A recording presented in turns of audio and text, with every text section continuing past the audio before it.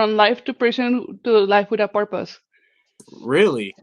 Is a really awesome guy. He was 17. He was sentenced to life without parole in Maryland. Uh, yes, but he got relief.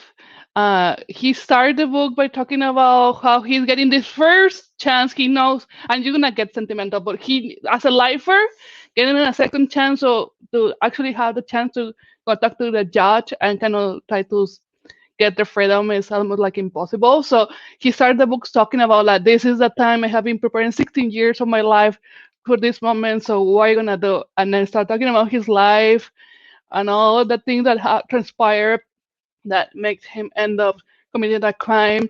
He takes ownership of the crime, but he talks a lot about all the situations what led him to that, and it's very very inspiring, and I laugh a lot, and see a lot of similarities with Taylor's life, and I'm sure like something when everything that what we're doing, and every time that I had a chance to come and talk to somebody like you and other folks that are trying to kind of get interested in prison reform is that Taylor is not the exception. Chris Wilson is not the exception. I think Chris Wilson is one exception because he actually got the opportunity to get out. He's the exception because of that. But there are a lot of folks who should not Right. be serving life in prison, and they're serving life in prison. And then you read their cases, all the situation, what happened with their lives. It could Yeah. be based on race or based on poverty or based on a lot of different stuff. And I think it's unfair. Like, Right.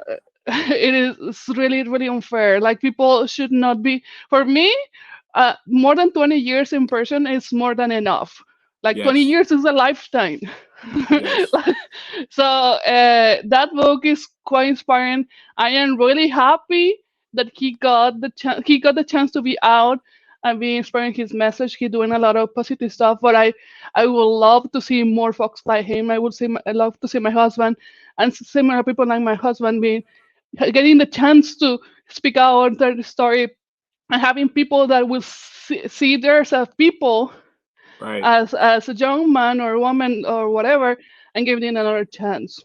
I Instead would of love being to see looked that. at, right, instead of being looked at as like an animal. Was he one of the three that got released that served like 20 something years? That was No, recently. No, no, okay. no, no. He got. I don't remember exactly, but he got locked up before that 2000s, and he served in total 16 years or something like that. So he got released, I would say, like 4 years ago or something like that. So he Wow. was actually. I heard about Chris Wilson. The first time because I was watching, I love to watch Trevor Noah in Comedy Central. Uh, Uh-huh. he was a guest, and he only not only the show, but he actually I think Chris Wilson actually ended up even meeting President Obama when he was still president. So yes, he made it to the national news. However, but you know how news move around and the people don't remember. But I remember really clearly because he was a lifer.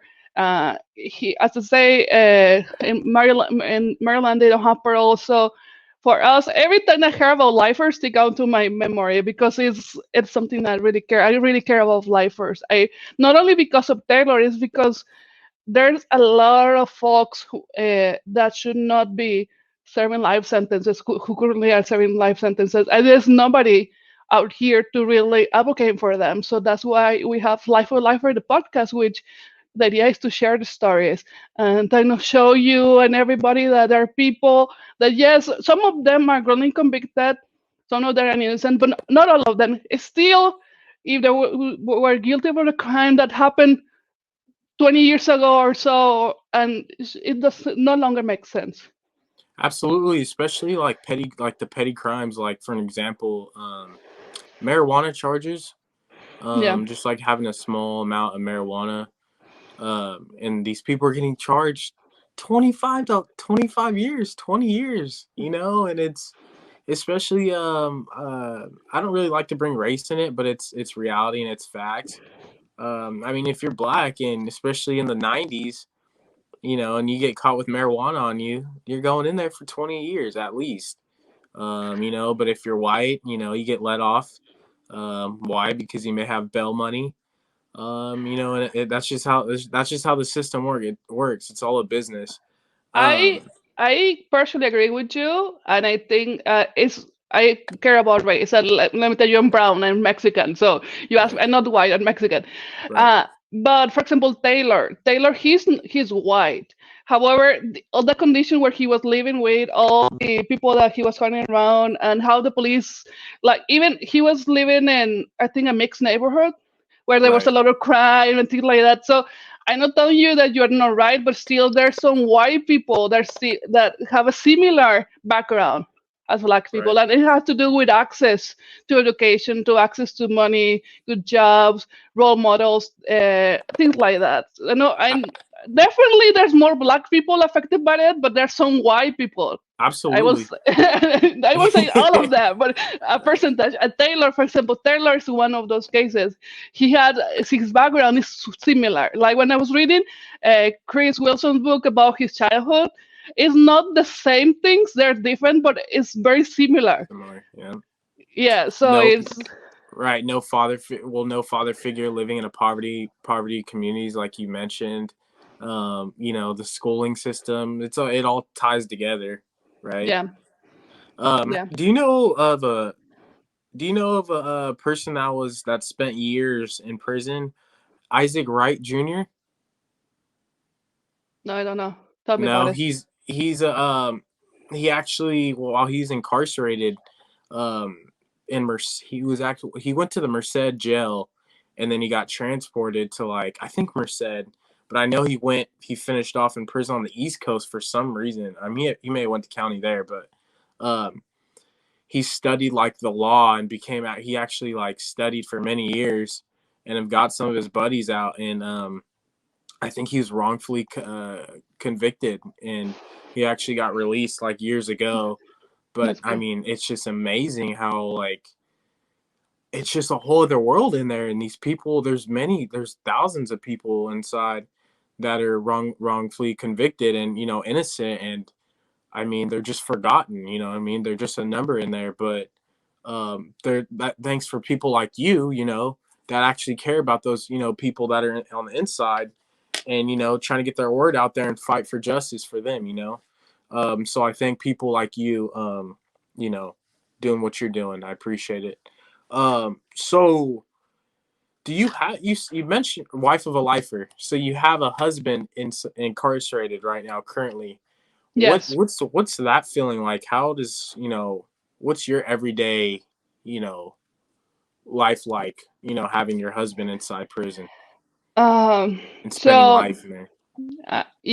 there's something I had to clarify. I met him when he was already inside. He had been already 10 years inside. So it's not like I have him on home and suddenly he disappeared and I don't have access to it. I had never really have access to him. So my relationship started as a friendship. It was curiosity. There was one day that I was watching this documentary about this particular crime, and they mentioned that they got a hold of this guy who was in person through this pen pal website. I don't know if you are aware of that, and there's a lot of prison wives that's the way we meet Oh yeah, them. Yes, but they absolutely. was my first time.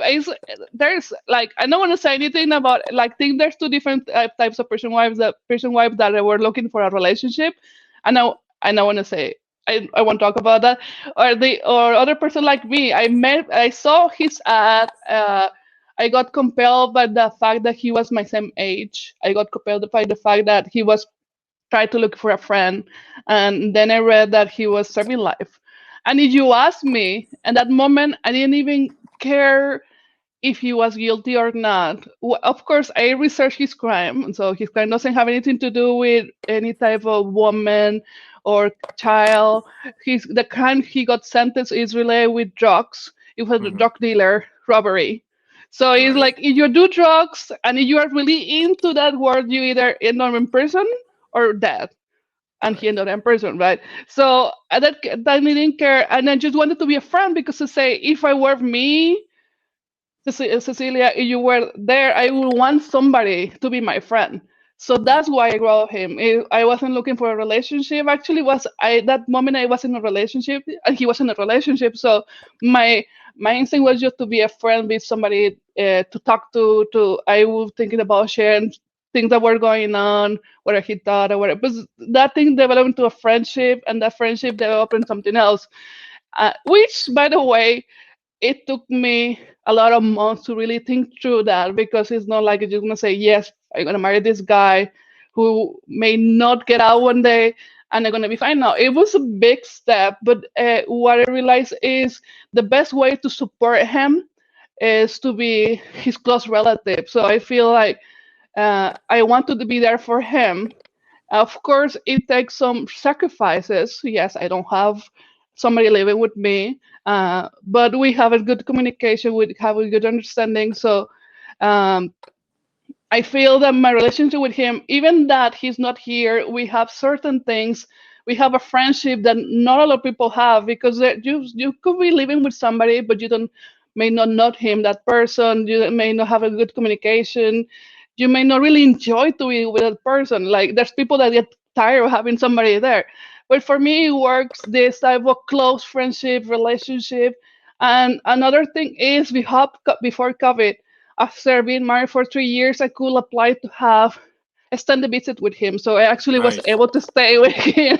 Uh, so that was something that we were looking for. So we got to play the house certain weekends. I think it was like five, but that COVID hit, and right now I haven't seen him for a year, which Mm. is I not know good. it's insane how they're doing that right now with the whole COVID deal. They're kind of restricting everything with I that. mean, like now they come in right now. Today I got tested for COVID for the first time because I'm trialing on Monday. As to say, to go and meet Chris Wilson.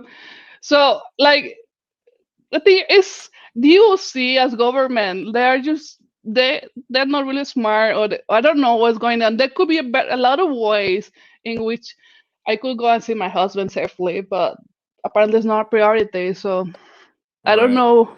I don't know when it's gonna be the day I can actually go and see him again and hug Hope, him until right. Hopefully soon. Hopefully very soon. Um, what are your thoughts on the prison system and the criminal justice system, like the whole courts? What's your views? What's your thoughts?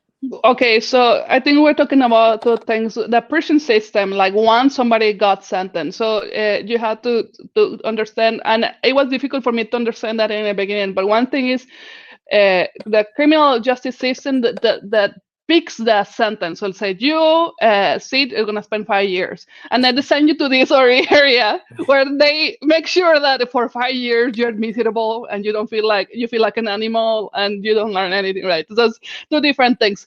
When talking about the prison system, it's like they're basically warehousing people. They don't care about them. They're not treating them as humans. There's no rehabilitation. There's nothing to look forward for. Right? That's how I feel.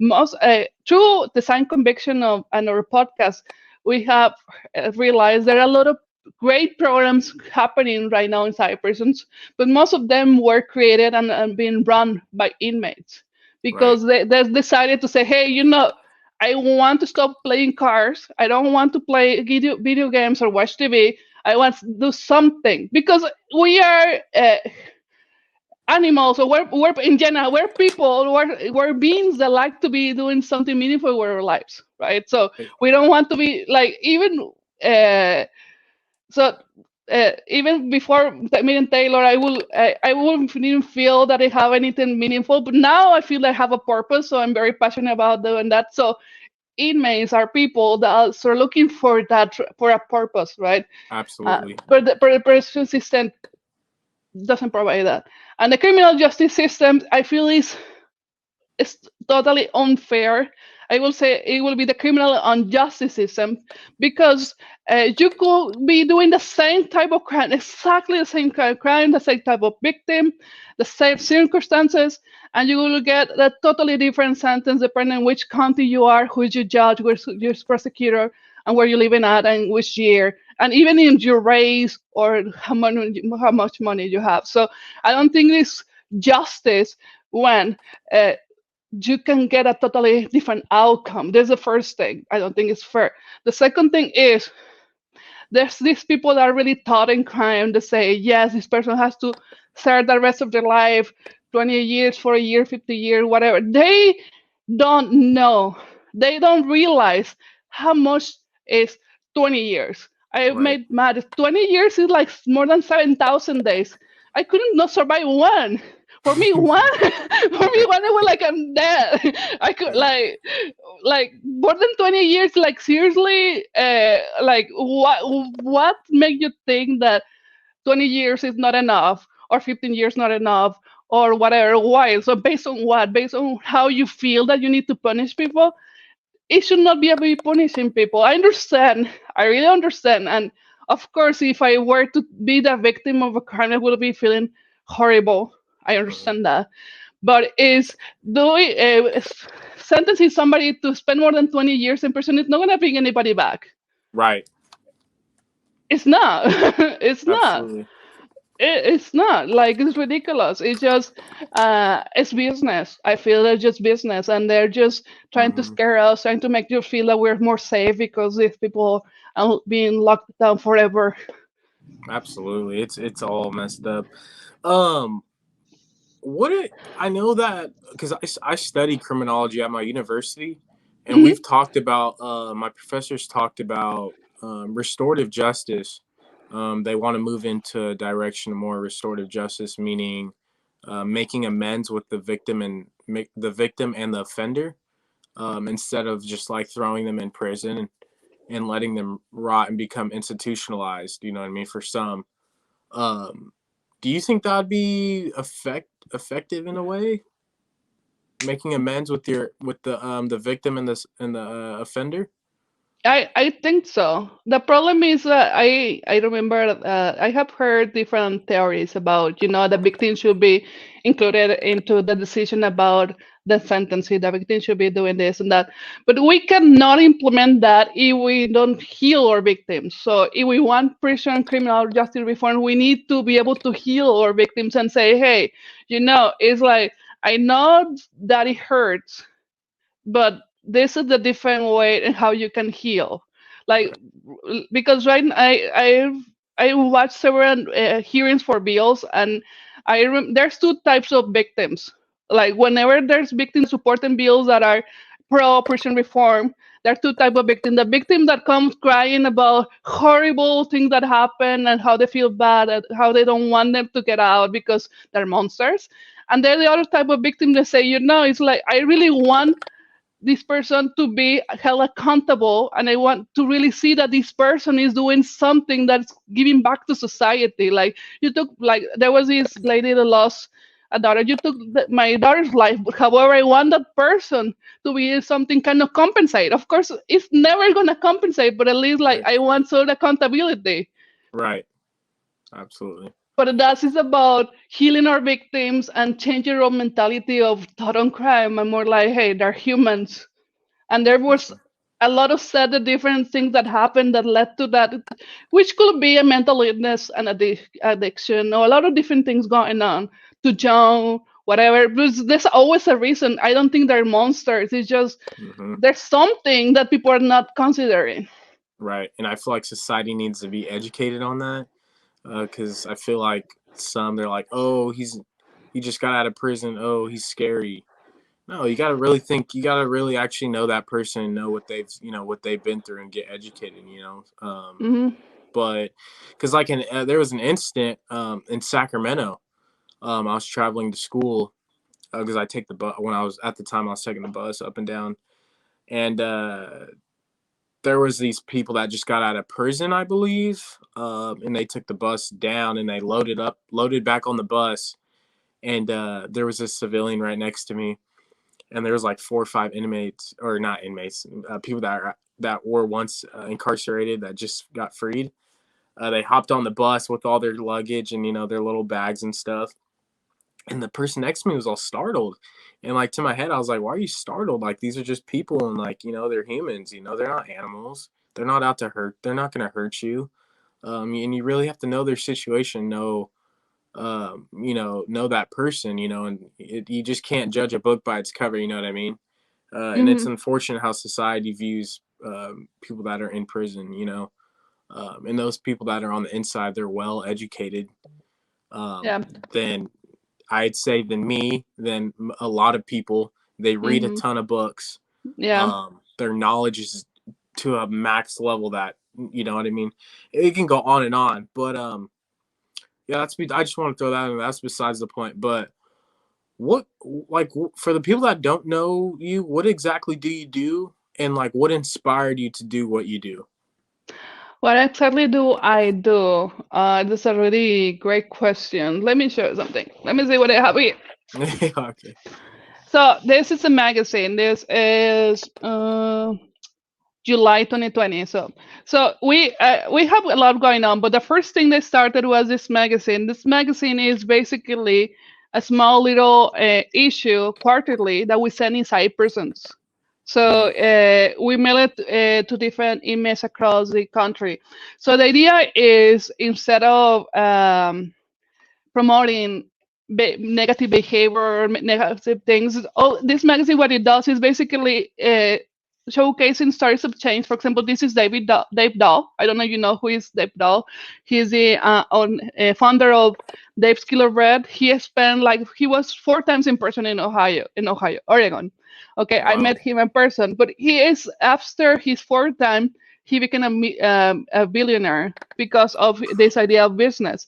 And of course, he's still a person. He still have some demons that he's working on or whatever. But the idea is, this is one example or inspiration for them. Like like you see it, you're spending your 5 years in prison because you had a little. I just get it. I just so you could be in prison playing cards and watching TV, or you could be reading about this guy who Right. used to be where you were at, and now he's Right. out, and this is what he's doing. So kind of inspiration, and it's Okay. basically showcasing these type of things, positive stuff. Talks about bills, change, prison reform, and the other thing is about how art can change lives. So we have a contest, an art contest. So we invite them to submit their profiles and Wow. art. In this case, for example, this is one painting. This one, this was That's painting. really cool. Great one, or these guys, and I have more here. And the idea is we invite them to send their pieces, submit their profiles, and we promote them through design conviction. So that's one thing that we do. And then after a year, we decided to come with the upside version that is very similar. But in here, because we're mailing to person, we don't print the full name, because in some states you have the full name and if somebody is your buddy next door, they won't give it to you. They don't want Right. you to know that it was his buddy. So so the outside it's a little bit bigger and has a little bit more stuff, but the idea is to showcase them. So that's one thing that we do. We also have the YouTube channel where we have Life of Lifer podcast, and also sometimes I upload some of my episodes to talk about different stuff, everything about trying to make awareness. Like basically, this type of conversations, I like to have it as much as possible, because as I was telling you before, is and I want to thank you too. We need to make this conversation something that is not a taboo, but actually mainstream. Absolutely. Incarceration. Yesterday, somebody came from Comcast to fix my internet. So it's a guy. It's a guy from this small town, and I was like, he saw my equipment because I have some equipment to record my episodes here. So I said, I have a YouTube channel. I said, yes. What is it about? And I said, it's about prison reform. And I was scared because you never know a white old guy asking me about it. I was like, it's not prison reform. And he asked me, do you have somebody in prison? I say yes. And you know what he says? My uncle spent all his life in prison. So it's Wow. like, even I would have realized that even people that you will never imagine, Hmm. ha- like he had a lifer as uncle. So it's like, and that's the thing is, I was scared to talk about it because I always feel that it's then gonna judge. But every time I realize that this conversation is something that is not radical, because everybody's affected by incarceration. They know Right. somebody. They know somebody. And then of course, we have the podcast Life of Lifer, which we have social media for Life of Lifer, and we have some music projects too. So, Cool. but everything about can showcasing inmates or incarcerated individuals, felons, and kind of pushing this topic that, hey, like there are people, hey, you have a loved one, you have, there's the thing here is everybody knows somebody is in person, but as I mentioned, there's two type of victims, there are two types of loved ones. That one type of loved one is that which are still being supported to the person who is in prison, but the other type of loved one is the people that forgot about them Right. because they feel ashamed. So through these initiatives, what we also finding out is that because we are showcasing as a positive of all the positive things that are doing, we also something that we have been getting as a result is that we have been able to see their loved ones starting getting engaged with them too. Because Right. it's like when you have a kid in school and somebody he brings a trophy, for them to be showcased in our channels and our network, and people start feeling proud, and that shame start disappearing. So that's also something that it really makes my day. Love to hear it. Have you Uh-huh. ever thought about going in these prisons and like interviewing these lifer people that are serving life? I was planning to start doing that, but then COVID hit. COVID hit, yeah. There is a lifer called Jim Fussell, which his case is was very polemic because his victims were two women, and it Mm, wasn't good. So he has been incarcerated for longer than I have been alive. He is 40 something, like he's 60 something, having been incarcerated for more than 40 years. And we were planning to do that, but then COVID hit and everything has been put on hold. so how do you get in contact with these the people on the inside, and how do you set up like what you're gonna do? You're gonna do an interview, but COVID hit. So how did you like get in contact with them? How did you set it up? Did you have to set up with the warden? How did that all So work? so okay, so we get a lot of folks writing us because of our publication. Because as I say, this has been sent to prisons across the country, and we have some subscribers, but we also send something for free. We always try to reach more people, so we send some free copies. And what we ask for is only $8 for four. It's $2 the issue. We're just basically covering the price of it. We're not Right. making money of it. So yes, I we were arranging the interview, the real interview to a warden. So we were doing the legal things like correctly. But for life or lifer, we just do it in the phone. And I should not say that, but we just do that. No, if no, I yeah, I do it too. I actually it's funny you mention that because I have a do you know what TikTok is? Yes. Oh, we I think we've talked about it. Yeah. TikTok, you know, Oh my. a lot of these inmates they have phones now, and And let me tell you something. If there's an email watching me right now and you want to contact me, don't tell me it's you. Because if you tell me it's you, I cannot have, like, I cannot have a conversation. I'm not gonna promote something that I should not be doing. right, Because this is about positivity, and it's not I don't want them to have cell phones. Like, it's not up to me. But if it's against the rules, in theory, it's something that we don't promote. But yes, I know that they do that. right. Do you? I actually interviewed uh a dude that lives in Texas. Yeah, Texas. I believe Texas. I'm getting a little mixed up. His name's Jarrett.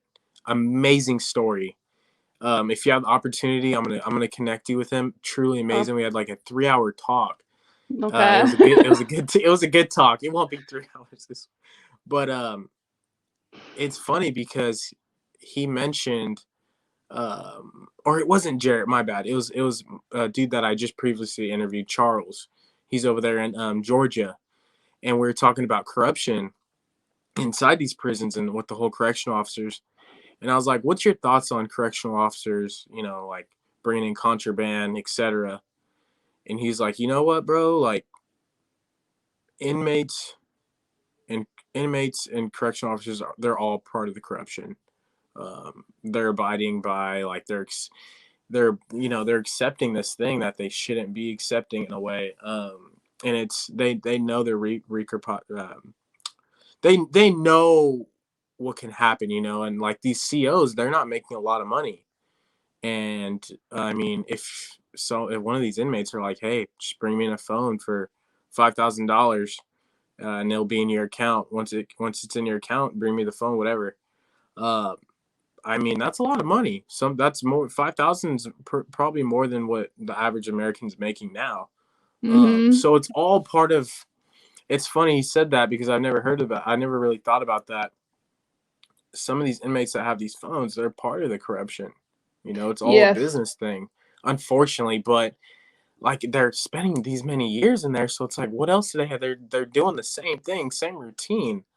I If know. I was in their shoe, I'd try to get a phone and connect to society, and know what's going on, get the updates and stuff. But yeah, I don't know. Let me It's tell you, just let me tell you one point. Like I get that, but and I get a lot. For example, I'm gonna be against to have a friendship or communication with a lifer that has a cell phone and somewhere. Well, I don't support my husband to have it. And you know what? My husband doesn't have it. It's not because we couldn't afford that. I'm sure if we wanted to afford it, we could because we spend a lot of money on phone. But my husband thought is he is a lifer. He doesn't have parole.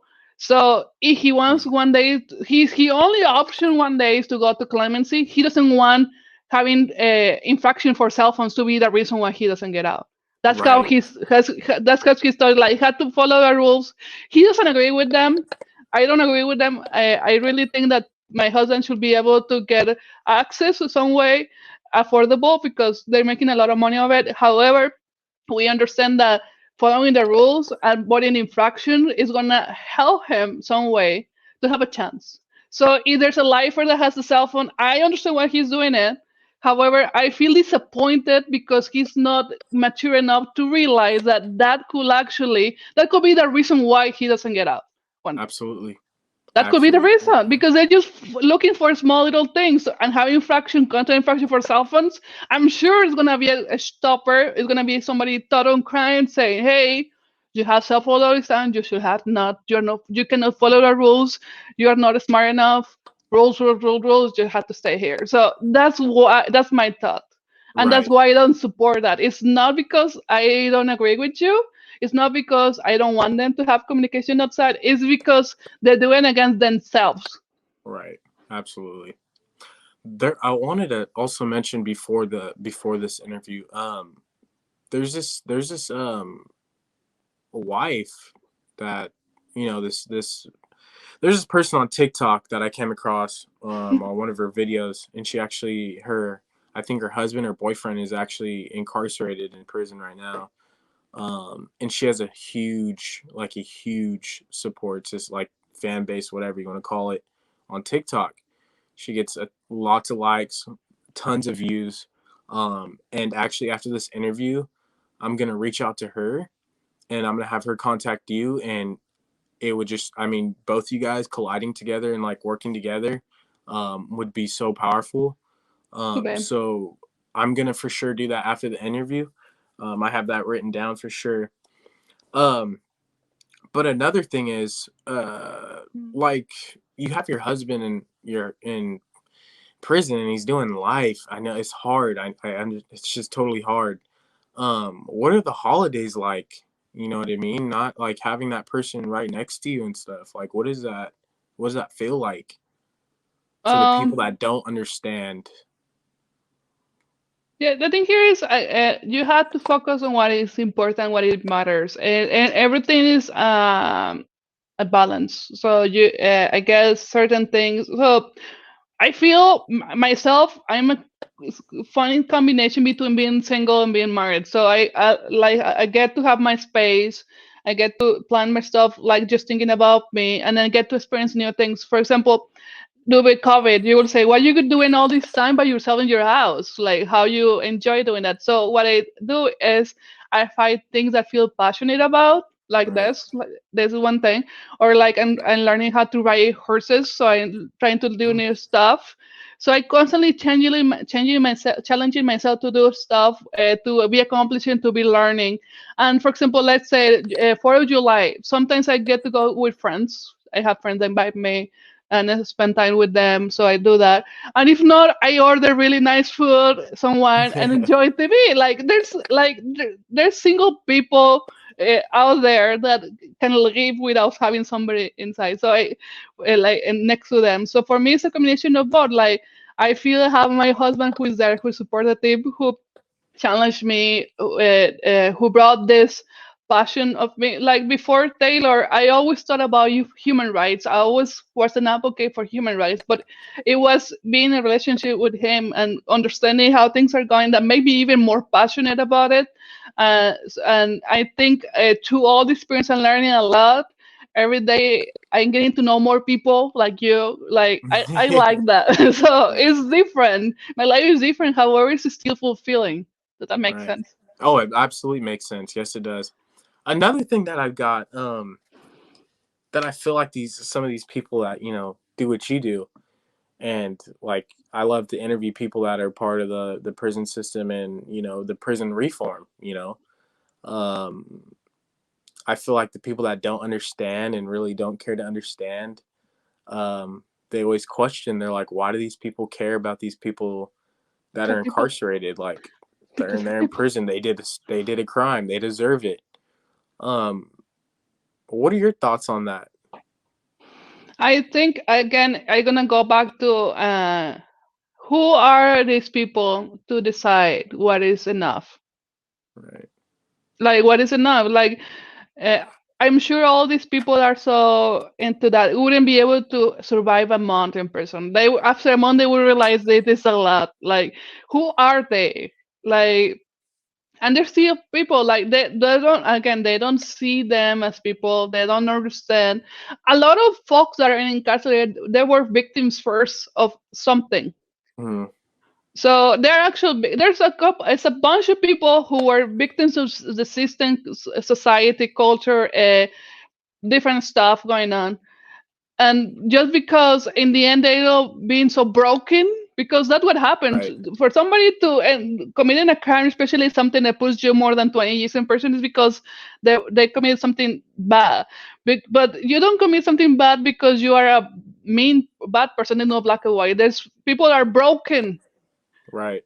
that committed crime. So those people that like to judge, they don't understand that my husband, he was a victim of a situation, a lot of different. I don't want to talk about it because I wouldn't have enough Right. time to talk about it. Right. But my husband was broken, and he didn't. He's only convicted, but he was going around and being with the wrong people. So Right. and there's a so they don't understand that. They just see like, oh, this monster doesn't deserve this and that, but they don't really understand that these people were broken, and sometimes it was the society in general. Coming back to race, it's like Hmm. all the past, all the things that put the people of color in this disadvantage and living in this uh, situation that where crime is more often and where there's racism is they don't understand that, they don't consider that, and I don't think that they're being fair. Absolutely. Yeah. And speaking of, like, I'm not going to keep you too long. I know you're busy, but one thing else, about the youth, like you mentioned about being broken. Um, it's really sad because there's, I mean, you're fortunate enough to have a roof over your head, you got food on the table, and a family. You know what I mean? That's just the basic. Um, some of these people that are incarcerated, they've been through foster care homes, and Hmm. while they've been through foster care homes, they've been hopping to foster care, hopping to another one, hopping to another one, and while dealing with that, there was mental and physical abuse. Um, Yeah, Not only the foster care, but like even like being at home, not having a role model, yeah. not having a father figure, like you mentioned. It's a lack of Um, love. It's a lack of right, love and self-worth. Yes. and it's sad, like because I know there's societies like, oh, who cares about these people that are incarcerated. Um, it's just like, have a heart, you know what I mean? Have a heart, these people don't, they deserve a second chance, no matter Yeah. what the crime is. If like most of them, they'll need help, they need rehabilitation programs. Um, but no one's perfect, really. Um, No. and I feel like society needs to open up their eyes and open up their heart and truly understand these people's situations, and actually like take your time out to do a little, studying and research, you know what I mean? Because it's really interesting. it's a whole different world on the inside. I've never been to jail. I've never been arrested. Never been in prison. Me neither.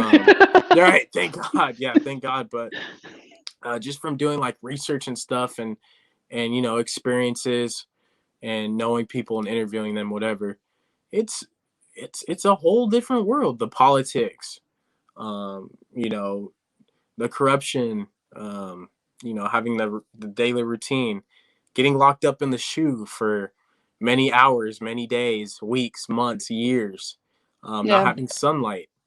Yeah. It all takes a psychological effect on the person, Hmm. and it's these people are treated like animals. I mean, I'm not going to say every prison. It's not what you see on movies every single time, but yeah, a lot they're treated like animals. Some have to, you know, it's just all bad. You know what I mean? People just need to open up their hearts and understand Yeah. what actually goes on. Um, but like I said, I appreciate you doing what you do. And I want to get, if you can send me after this interview, send me your links to your podcast. I can get the one off your Instagram because I follow you, and just all anything other information that I want to put, because I want to put it in the description on my YouTube. Okay. Um, but yeah, that's about it. What do you have planned for the day? So today I'm actually working on correspondence because our magazines we also offer like services or things like that. So every weekend I get their new mail and just responding them. So it's quite fun. Right Yeah. now, one last thing. Can you give a couple words to those that have family locked up, especially those you know daughters, sons, husbands, wives? Hello? Do you have any words for those? Yeah. Words? Yeah, can you hear me?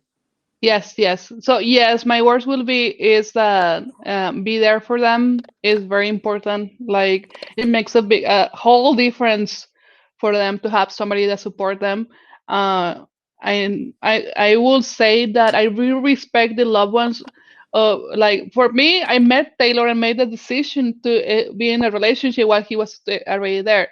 But I really respect the folks that have stick around, even though they have them when they were free. So I'm sure it's difficult, but they should not be ashamed of them. Like everybody makes mistakes, and the best way that you can help them and support them is to be there for them and to inspire them, to let them know that you love them, and to basically, is there anything positive that they could get involved with? I would say go ahead and support that because again, coming back to being finding something meaningful to do with life is that's very important for them. Doesn't matter if they have life for 5 years. It's important that today they start working on that thing so they can become passionate and become a better version of themselves. Absolutely. Well said. Hmm. From the best, right there. Thank Um, you. for the people that are going to be viewing this, please watch through it all because it's a good one. Give what's your name exactly? Do you mind? What's your name? Cecilia Connolly. Cecilia, right? Yes, Cecilia. yes. Give Cecilia a follow. Look at her content. It's what she does is absolutely beautiful and amazing for the Hmm. prison community and the outsiders as well. You don't even have to be about prison. But for those that may have any questions, regarding about prison, whatever, loved ones inside, please contact her because she's the right person to go to. Yeah, but I appreciate you, Cecilia, for coming on here. It's truly an honor. Thank Um, you for having me. looking at your once I posted that Instagram thing, that Instagram video, and I saw that you liked it, and then I look at your page and I'm like, oh my gosh, like this is truly inspiring, But Thank you. uh, I'm after this, I'm going to contact that person from TikTok, and Hmm. maybe you guys can like work something out. I don't know, Yeah, because could she be. also has a loved one inside, and she has a Yeah. huge fan base. So I feel like a lot of donations, support, can help both you guys out or whatever. I don't know, and you guys Yeah. can conquer your goals that you guys have for the whole prison reform, etc. But Yeah. I'm not gonna hold you too long because I know you got to go. You're busy woman. So, like I said, thank you, Cecilia, for coming on my podcast, YouTube, whatever you want to call it. It was truly an honor. Blessings your way. Thank you. Safe travels to Baltimore. You're headed to Baltimore in a couple days. Monday. Monday, okay. Safe travels for Baltimore. Hope everything goes well. I'll be, checking out your page. I'm pretty sure you're gonna be posting some stuff about the whole Chris deal, right? I'm gonna try. I'm not really good at it. I always have to Really? remember. I have to do it. I will try. Yes. Right. Awesome. Well, I appreciate you, Cecilia, for your time. I truly do. Thank you. Thank you so much, Sid. Have a We'll wonderful stay. day. Awesome. We'll stay in contact. Maybe a Yep. part 2. Yeah. Why not? Cool. Awesome. We Thank could you. do that. I'll Thank for you. sure stay in contact with you. Awesome. Thank you so Awesome. much. Thank you.